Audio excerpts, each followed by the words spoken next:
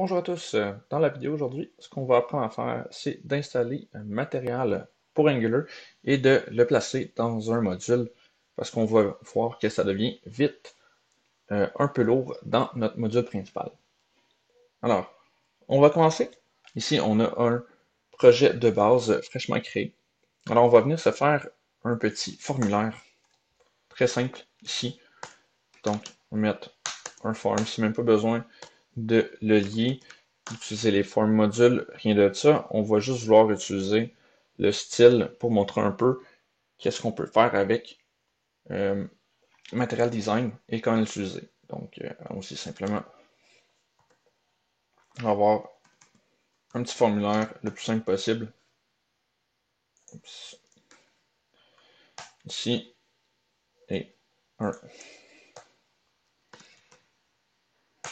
input type submit.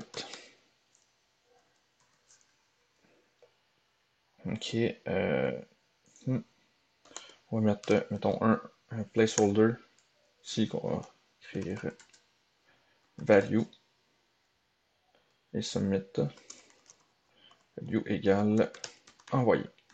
Voyons maintenant ce que ça nous donne dans le navigateur. Ça nous donne un formulaire ici qui est, on peut dire, très ordinaire.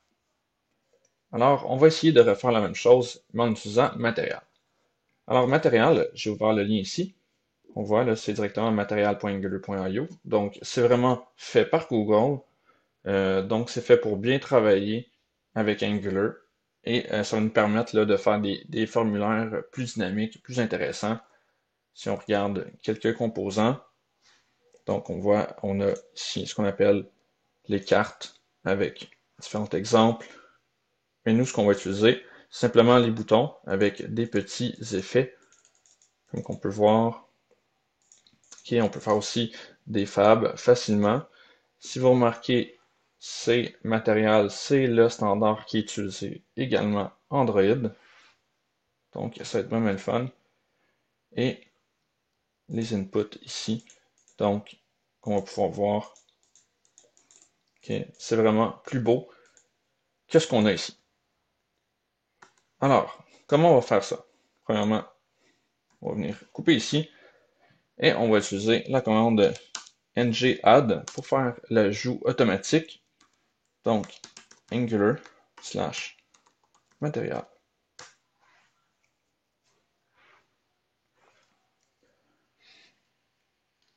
Alors, si vous regardez le PowerPoint, il y a donc une façon plus longue de le faire, mais maintenant, on a l'ajout automatique qui se passe. Alors, premièrement, on doit choisir un thème. Alors, les thèmes avec matériel, si on regarde, okay, ce sont, ici, on a les différents thèmes. Donc, Deep Purple, Indigo and Pink, Pink and Blue Gray, Purple and Green. Donc, ça semble quand même bien. Allons-y pour, toutefois, mon préféré, lui, de base. Donc, maintenant qu'on s'est décidé sur le thème à choisir, c'est important de savoir qu'on peut aussi créer nos propres thèmes. On va revenir ici, puis on va utiliser le premier, Indigo Pink. Ça, Indigo Pink. Donc, oui, on veut sûrement utiliser la typographie qui vient avec matériel, et on veut aussi les animations dans le browser pour que ce soit plus joli. Ce n'est pas nécessaire, mais je vous le conseille, c'est plus joli. Alors voilà, c'est installé. Maintenant, comment on veut l'utiliser? Okay, on va essayer de se faire un formulaire identique en bas, mais cette fois-ci en utilisant matériel. Alors, qu'est-ce qui est important de savoir? Disons pour les inputs. Okay. Pour les inputs, il va falloir importer ce module. Donc, mat pour matériel, input module. Donc, on va faire ça. On va venir donc dans nos modules et on va venir importer mat input module. Et on peut voir aussi nos animations dans le browser sont ici. Donc, browser animation qu'on a dit qu'on voulait tout à l'heure. Alors, Voilà, ça va se trouver à cet emplacement-là. Donc, on va faire notre importation. Maintenant, si on vient aux exemples, si on veut juste quelque chose de base, on peut venir regarder ce qu'on a à faire donc, dans le HTML. Alors, on remarque que c'est peut-être un exemple un peu complexe parce qu'il y a une validation. Si on veut juste un input tout simple, prenons, bon, ici on a basic input. C'est peut-être plus ce qu'on veut. Mais on peut remarquer qu'il va y avoir beaucoup de détails.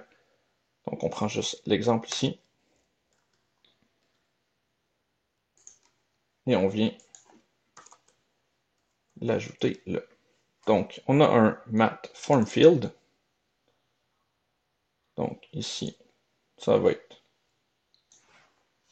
bon, valeur. Si on veut, on peut se mettre un placeholder qui était un value. Et ça va venir remplacer notre ancien input. Donc maintenant, repartons notre serveur pour voir est-ce que ça fonctionne. Oups, pardon, c'est ng serve-o. Bon, alors voilà, notre serveur est démarré. Et on peut remarquer ici, on a une animation. C'est relativement joli. Par contre, si vous avez remarqué, j'ai fait une erreur. J'ai pris le text area. Donc, j'ai pris l'exemple ici. Clairement, c'était pas le bon exemple. Donc, au lieu de prendre un text area, on va simplement prendre l'input. Donc, on va venir mettre ici. Bien entendu, on voit c'était vraiment un text area.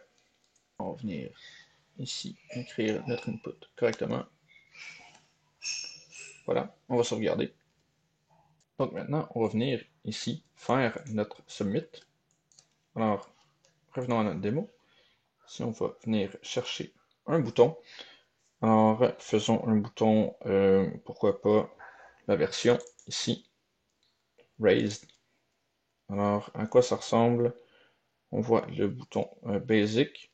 On veut peut-être, on voit ici qu'il y a différentes couleurs, primary, accent, warn et disable. On va prendre un bouton de couleur primaire pour qu'il soit plus joli. Bien sûr, ces couleurs-là, ça dépend ici du thème que vous avez choisi. Alors, on va venir ajouter ici notre bouton qu'on peut appeler envoyer. Alors, pour que ça fonctionne, on va donc devoir venir ici regarder. Il faut inclure mat bouton module. Alors, on va copier ça. On va venir dans notre app module, venir ajouter mat bouton module. Alors voilà, on a ajouté le bouton. Vous comprenez vite que plus qu'on utilise matériel, plus qu'on va avoir beaucoup de pollution ici. Donc, beaucoup de choses qui vont venir s'ajouter. Ça va faire un immense app module. Alors, on va faire quelque chose pour nettoyer ça par après. Premièrement, là, on veut voir est-ce que ça fonctionne bien. Donc, avant de tester nos deux formulaires, on va venir fermer nos deux inputs ici en haut. Sinon, je vous le dis tout de suite, le bouton ici risque de ne pas fonctionner. Alors, si jamais ça vous arrive, regardez si vous n'avez pas des balises qui sont mal fermées. Alors maintenant, on va pouvoir comparer nos deux formulaires. Alors, on a la version de base et la version améliorée ici. Donc, avec envoyé qui fait des petits effets de vague et qui est beaucoup plus cute. Alors maintenant, qu'est-ce qu'on peut faire pour rendre ça un peu plus agréable? Donc, on a déjà vu comment créer des modules. Alors, on va simplement venir se créer un module. Donc, allons-y. Je vais juste créer un fichier, ça va aller plus vite. Donc, on va l'appeler material.module.ts.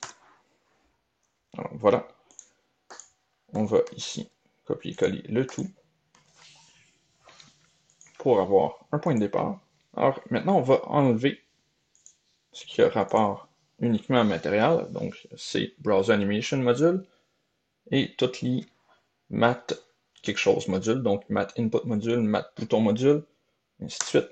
Alors, on va les enlever et on va simplement ajouter notre module qu'on vient de créer, donc matériel module. Donc si on voit qu'on n'a pas l'option de l'importer, c'est parce qu'on a oublié de changer le nom quand on a copié-collé notre contenu.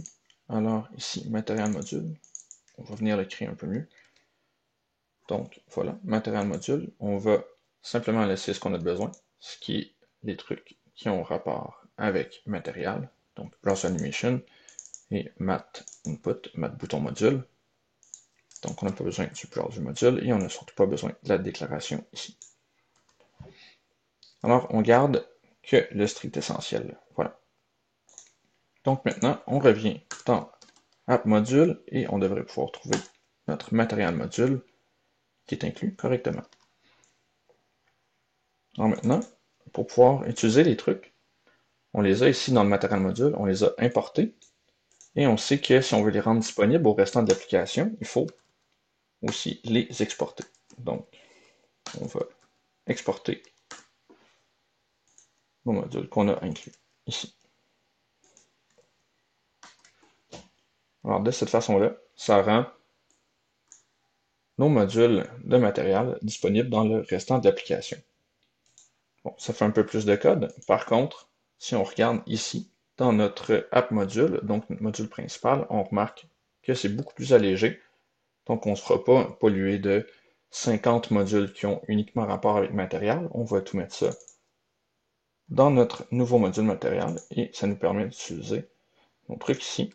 Et si on vient voir notre démo, donc ça fonctionne toujours.